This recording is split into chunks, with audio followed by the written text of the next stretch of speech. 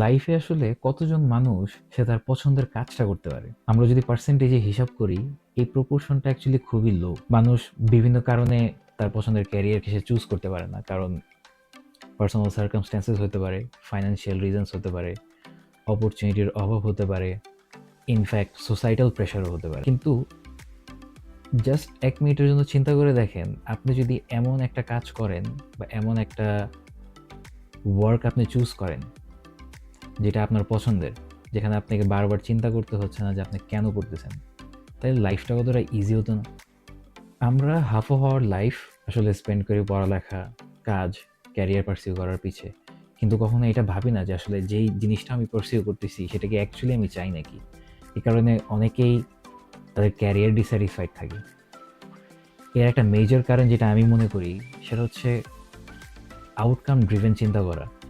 আগে থেকেই আউটকামটাকে ডিসাইড করে ফেলা আর আউটকামটাকে লক করে ফেলা। যখন আমি এই কথাটা বলতেছি আমার একটা মুভির সিন হঠাৎ করে মনে আসছে। 3 ইডিয়টস আমরা একটা সিন দেখি।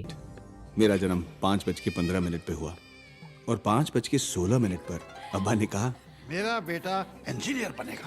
Farhan Qureshi BTech engineer. And my fate was sealed.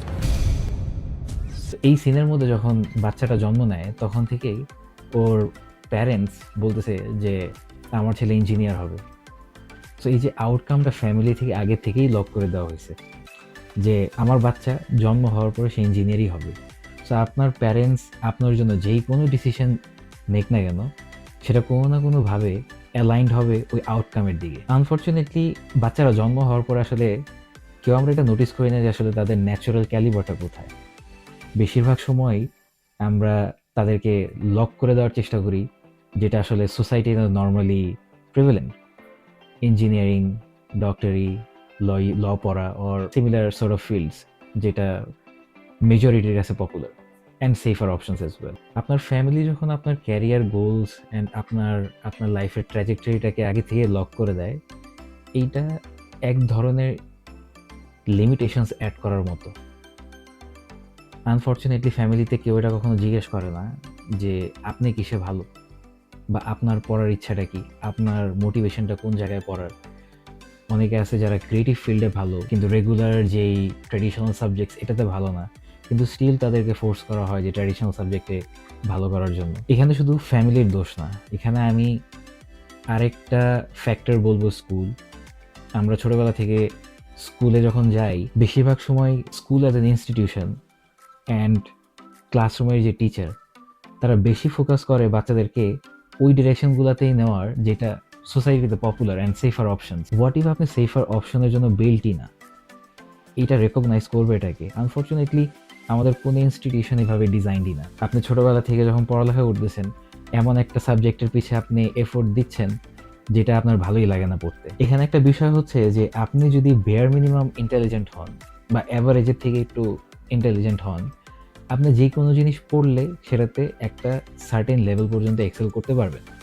সেই এক্সেল করাটা আপনার ন্যাচুরাল। আমার টপিকের মেইন পয়েন্টটাই হচ্ছে যে আপনাকে যদি আমি ন্যাচুরাল পজিশনে রেখে আপনাকে এক্সেল করতে দিই, তাহলে আপনি আরও কতটা ভালো করতে পারেন। স্কুল থেকে যদি আমরা ধাপে ধাপে চিন্তা করি, আমরা স্কুলে এমন সাবজেক্ট পড়তেছি যেটা আমার পছন্দ না, দেন আমি যাই ইউনিভার্সিটির কম্পিটিশনে, এমন একটা সাবজেক্টে আমি ইউনিভার্সিটিতে পড়তে গেলাম যেটার প্রতি আমার ইন্টারেস্ট কম, কিন্তু জাস্ট বিকজ আমি পড়তেছি so that I can secure a good job, a good career. আপনার নেক্সট ১০-১৫ বছরের যে প্ল্যান সেটা আপনি ইউনিভার্সিটির যে সাবজেক্ট চুজ করতেছেন সেইখানেই ফাইনালাইজ হয়ে যাচ্ছে। বাট সেই ডিসিশনটা যদি আপনার ঠিক না হয় অ্যান্ড আপনি ওই ক্যারিয়ারটাই চুজ করতে থাকেন, আপনি অনেকটাই ফ্রিকশন ফেস করতেছেন আপনার ডিসিশনের কারণে।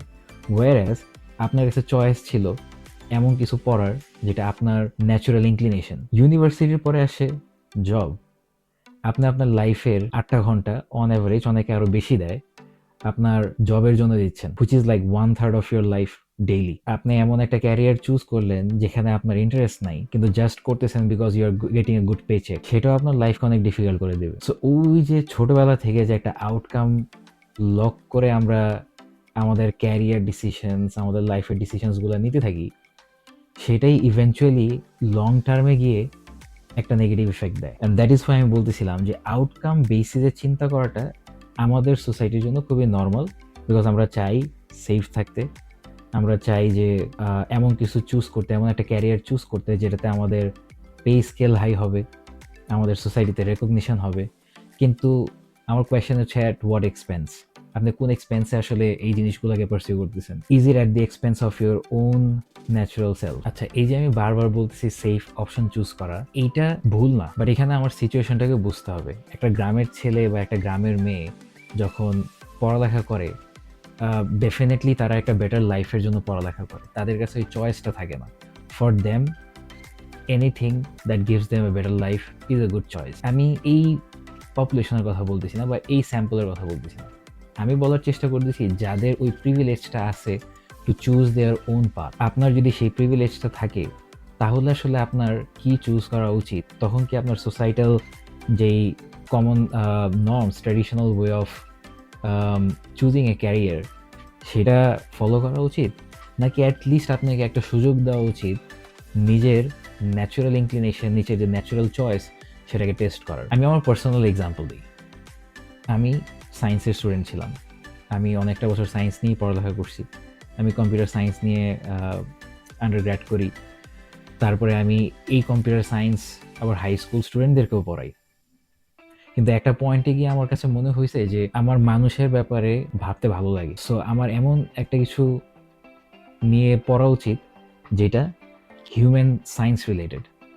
সো আমি সাইকোলজি নিয়ে সেলফ স্টাডি করা শুরু করি যখন আমি টিচার ছিলাম। অ্যান্ড ওই সাইকোলজি পড়াটা আমাকে এত ইনভলভ করছে that I wanted to pursue a masters in that field. And আমি কানাডাতে চলে আসি সাইকোলজিতে মাস্টার্স করার জন্য, অ্যান্ড আমি অ্যাপ্লাইড সাইকোলজিতে মাস্টার্স করি। কারেন্টলি আমি as a human capital consultant কাজ করতেছি, and I am pretty happy with my life because I took the choice that I wanted to take. যখন আমি সাইকোলজি পড়া শুরু করি, আমি এটা ভাবিই নাই যে আসলে আমার ক্যারিয়ার কোন দিকে যাবে। আমি জাস্ট একটা হোপ, একটা ট্রাস্ট যে আমার যে ন্যাচারাল চয়েস সেইটার উপরে ট্রাস্ট করে আমি আমার ডিসিশনটা নিই। এই ডিসিশন ফেইলও হইতে পারতো, কিন্তু স্টিল আমার জন্য সেটা এগেইনস্ট দ্য ফ্রিকশন না, আমি আমাকে সুযোগ দিয়েছি।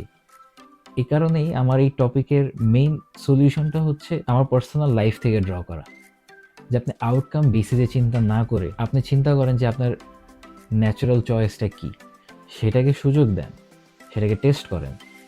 টেস্ট করার পরে যদি আপনি ফেইল হয়, that's not the end of your life, you can do something else, but at least give it a scope.